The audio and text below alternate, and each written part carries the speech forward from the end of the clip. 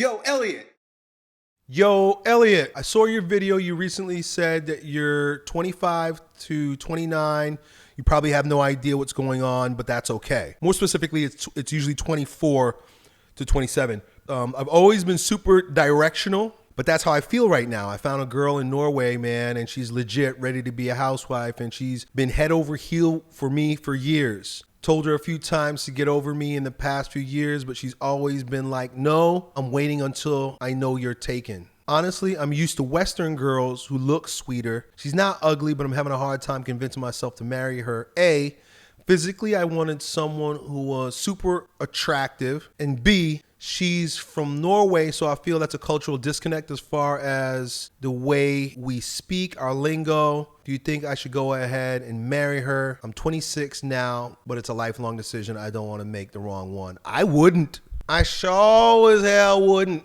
Not where you're at right now. And I've been knowing you for a while, dude, and you kind of jump in and out of things. I think it's okay that you jump in and out of things. It means that you're a man of expansive opportunities. But I wouldn't try to nail anything down right now, not just because of your age, but because of who you are and the kind of questions that you're asking. You know, you're not attracted to her. You said, I physically wanted someone I was super attracted to.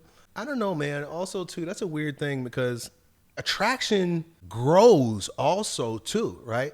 Like, if we think about attraction on the most basic level, which is, oh, my eyes. That's it. Nothing else. My eyes. Whoa, boom. Like, on the most basic level, I walk around sometimes or whatever I'm doing and I'm attracted to women.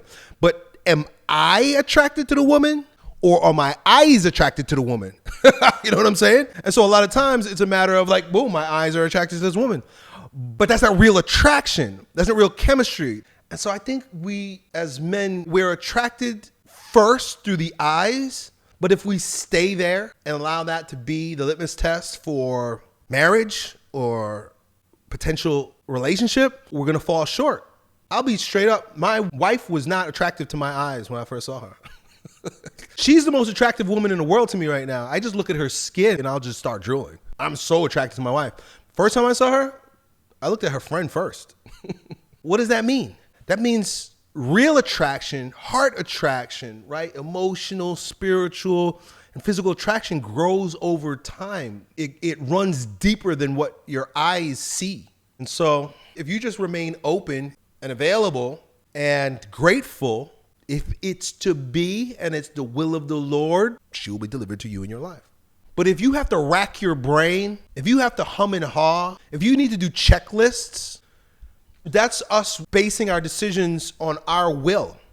This is a tough concept. We talk a lot about this in the Atonement with the Father lessons. The first two principles of doing spiritual warfare are number one, don't trust yourself. And number two, only put your trust in the Lord. What's the first thing that we do when we try to make a decision? Trust myself. I'm going to trust everybody and everything except God. I'm going to trust my feelings. I'm going to trust my analysis. I'm going to trust my research. I'm going to trust my friends. I'm going to trust Elliott. I'm going to ask him. I'm going to trust.